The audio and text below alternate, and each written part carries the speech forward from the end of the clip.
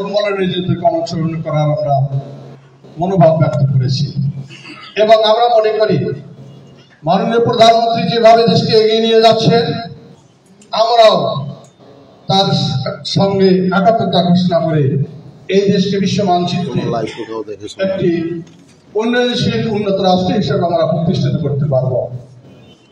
কিন্তু দুঃখজনক সত্য 2018 সালের 8ই অগাস্ট আমাদের প্রতিষ্ঠানগুলোকে সরকারিকরণ করা হয়েছে। আমরা আশায় বুক বেঁধে আমরা স্বাগত জানানোর মাধ্যমে আমরা আজকে এই অবস্থায় এসেছি। আপনারা জানেন সরকারিকৃত কলেজ সমূহে শিক্ষক সংগঠনের সংখ্যা ক্রমান্বয়ে বৃদ্ধি পাচ্ছে। এই ক্রমান্বয়ে বৃদ্ধি পাওয়ার কারণে মন্ত্রণালয় এবং আমাদের অধিদপ্তরগুলোতে কাজ করতে গিয়ে আমরা হিমশিম খাচ্ছি। যেখানে ক্যাডার সমিতি একটি সংগঠন আর আমরা বহুদা সংগঠনে বিভক্ত। আমরা মনে করি এভাবে বিভক্তি করে থেকে যদি আমরা থাকি, মাননীয় প্রধানমন্ত্রী যে লক্ষ্য এবং উদ্দেশ্যকে বাস্তবায়িত করার জন্য কলেজগুলো সরকারিকরণ করেছে, গ্রামের দরিদ্র জনগোষ্ঠীর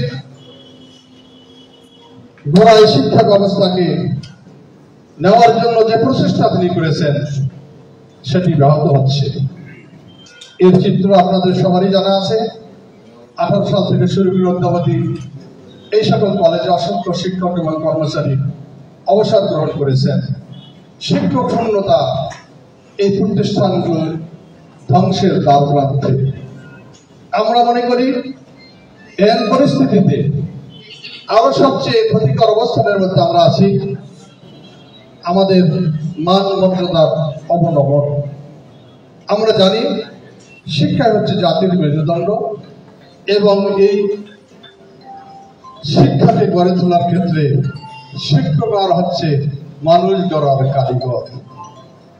এই মানুষ গড়ার কারিগর এই শিক্ষকগুলো আমরা যে কি যন্ত্রণায় আছি, কি অসুবিধায় আছি তা আমরা সবাই অনুভব করছি।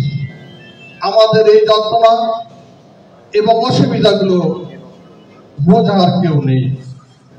এজন্য আমরা মনে করি যে সরকারিকৃত কলেজগুলো শিক্ষক কর্মচারীদের এখন ঐক্যবদ্ধ হওয়া প্রয়োজন, এক প্ল্যাটফর্মে আসা প্রয়োজন। আমরা জানি যে মাননীয় প্রধানমন্ত্রীর সাথে আমরা সহযোদ্ধা হিসাবে, সহকারী হিসাবে তার উন্নয়ন কর্মকাণ্ডে আমরা প্রাণপণ চেষ্টা চালিয়ে যাচ্ছি। কিন্তু এর মাঝে আমাদের কর্তৃপক্ষ যারা রয়েছেন তাদের মধ্যে কিছু সংখ্যক ব্যক্তি মাননীয় প্রধানমন্ত্রীর এই সুফল পরিকল্পনাকে বাস্তবে রূপদানের ক্ষেত্রে বাধার সৃষ্টি করছেন। আমরা মনে করি এই বাধাগুলো অতিক্রম যদি আমরা করতে না পারি, মানুষ গড়ার কারিগর শিক্ষকরা যদি তাদের ন্যায্য অধিকার না পায়, সুযোগ সুবিধাগুলো না পায়, তাহলে দেশ কিভাবে এগোবে, দেশ অগ্রসর কিভাবে হবে? মাননীয় প্রধানমন্ত্রী 2008 সাল থেকে শুরু করে 21 সাল পর্যন্ত ডিজিটাল বাংলাদেশের ঘোষণা দিয়েছিলেন। আমরা সেটা সফলকাম হয়েছি। 2021 সালের পর থেকে 41 সালের মধ্যে স্মার্ট বাংলাদেশ গড়ে তুলবেন। এই স্মার্ট বাংলাদেশ রূপায়ণে শিক্ষকদের মুখ্য ভূমিকা রয়েছে। আমরা মনে করি আমাদের যে সমস্যাগুলো হয়তো বা মাননীয় প্রধানমন্ত্রী অদ্যাবধি তা জানতে পারেননি। মাননীয় প্রধানমন্ত্রীকে আমাদের দুর্দশা, নিরাশা এবং হতাশার কথাগুলো যদি আমরা ঐক্যবদ্ধভাবে জানাতে পারি, তাহলে মানবতার মা, আমাদের আস্থার প্রতীক বঙ্গবন্ধু কন্যা মাননীয় প্রধানমন্ত্রী অবশ্যই আমাদের ব্যাপারটি দেখবেন। এ কারণে আমি অনুরোধ জানাবো, আহ্বান জানাবো, এই অডিটোরিয়ামে আমরা ইতিপূর্বে বিভিন্ন সংগঠনের নামে আমরা অনুষ্ঠান করেছিলাম, কিন্তু আমরা কিছুই পাইনি। কি পেয়েছি? মন্ত্রণালয়ে গিয়ে আমরা সচিব স্যারের সঙ্গে কথা বলেছি যে আপনারা এত দলে বিভক্ত কেন, এত গ্রুপে বিভক্ত কেন, আপনাদের মধ্যে ঐক্যবদ্ধতা কেন নেই? আপনি একটি দাবি নিয়ে এসেছেন, আর এক সংগঠন এসে আবার আর এক দাবির কথা বলছে। এগুলো দেখে আমরা রংপুর অঞ্চলের কতিপয় শিক্ষক যারা রংপুর শহরের আশেপাশে আমরা অবস্থান করছি, আমরা প্রায় 1 মাস থেকে আলাপ আলোচনার মাধ্যমে আমরা একটি সিদ্ধান্ত নিয়েছি যে রংপুর সকল আন্দোলনের ছুটিকাগার।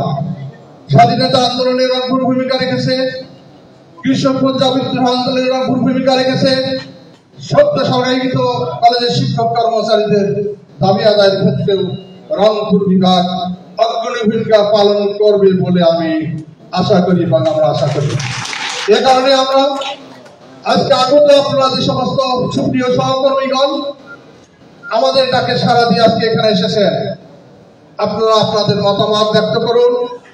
আমরা যে কথা বলেছি যে আমরা সরকারিকৃত কলেজ শিক্ষক সমিতির একটি প্ল্যাটফর্ম দেখতে চাই, আমরা মাঠে ময়দানে আমরা যে সমস্ত শিক্ষক কর্মচারী রয়েছি আমরা নেতৃত্ব দেখতে চাচ্ছি না, আমরা দেখতে চাচ্ছি একটি প্ল্যাটফর্ম।